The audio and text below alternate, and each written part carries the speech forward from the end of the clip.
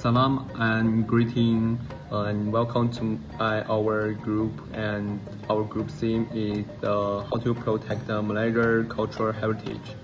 Okay, and I am the leader of the group, and my name is Xian Bingwei. My metric number is 231920.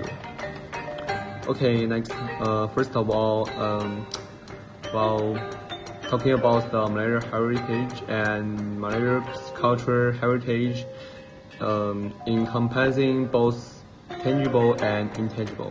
Yes, and tangible, for example, the architecture and some handicrafts, and like some intangible, like the traditional dance and language.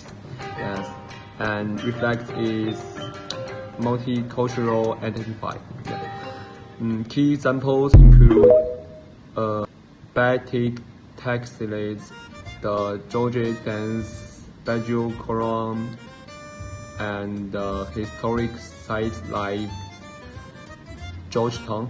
Yes. To safeguard this legacy, a multi-phased approach is essential. Education should integrate heritage awareness into school curriculum, while digital campaigns can engage younger generations. Yes. And community involvement is crucial. Festivals and workshops can revive traditional arts, and local artisans should receive support. Tourism can promote heritage sustainably, such as through cultural trails. Additionally, government policies and must ensure funding and legal protecting for combining education, community action, and policy is drivers heritage for future and generations, while fostering national pride and unity. Thank you. My name is Liu Pan, and my metric number 226871. And for me, I would like to share with you some of the main challenges and the threats to Malaysia's cultural heritage. Malaysia is rich in cultural heritage, both tangible like historical buildings and traditional crafts, and intangible such as dance, music, and their language and their dialects. However, many of these influential cultural treasures are now facing the serious threats. The first one is globalization. It's causing the cultural homogenization.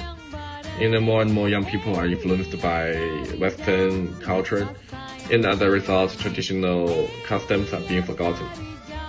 Many youths today may know more about K-pop music and Hollywood movies than their own local heritage. Yeah. And the second is the younger generation often shows less interest in their traditional culture.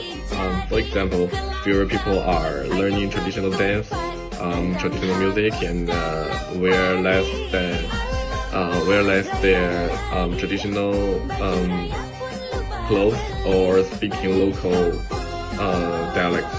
And this makes it harder to keep these traditions alive. And the third one is urban development. In many cities, old traditional sites are being replaced by the modern skyscrapers. So without proper protection, these valuable sites may be lost forever. And the last one is there's a lack of funding and protection from the policy and the government. Cultural preservation requires money and long-term planning.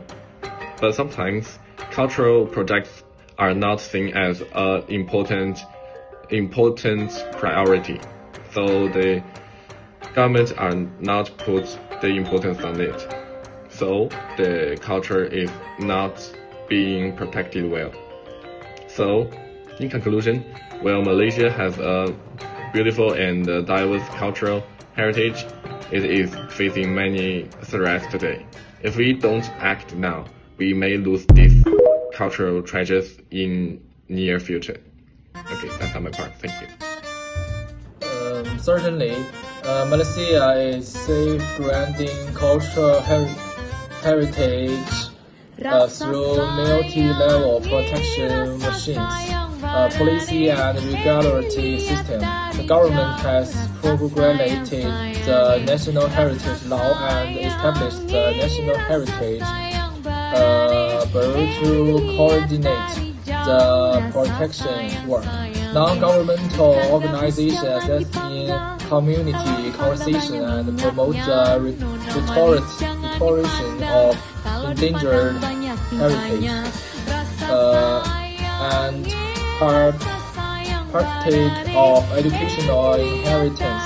The Ministry of Education has included traditional skills in its curriculum, and over 200 schools across the country offer sources such as shadow puppetry and Malay martial arts. The Ministry of Culture hosts over 150 intangible cultural heritage workshops annually. World Heritage after the historic districts of Malacca and Gorge City were selected into the World Heritage List in 2008. They were strictly protected. Hello everyone, I'd like to talk about the topic of future prospects and youth responsibilities, especially in preserving and promoting traditional culture. In the digital age, we have powerful tools to protect our heritage. We can combine modern technology with traditional culture. Thanks to digital tools, many endangered art forms, ancient books, and historical artifacts can now be preserved online. For example, museums use 3D scanning and virtual reality to create immersive cultural experiences. At the same time, social media platforms like YouTube, TikTok, and Instagram allow young creators to share traditional dances, clothing, music, and languages with global audiences. These platforms turn cultural expression into something living, shareable, and relatable. But technology alone is not enough. Youth must actively participate in cultural protection. We can volunteer at museums, cultural events, or historical sites. We can also learn traditional skills like calligraphy, folk dance, or pottery by taking workshops or learning from masters. These experiences deepen our understanding and make us part of the living tradition.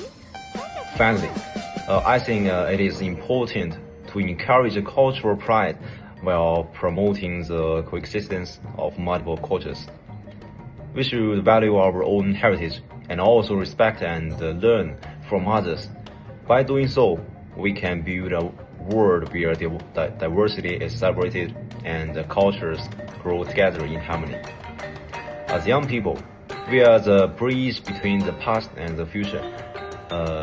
I think the most important is to use our creativity, knowledge, and passion to keep our traditions alive and make them shine in the modern world. I think that's all from my opinion. Thanks for listening.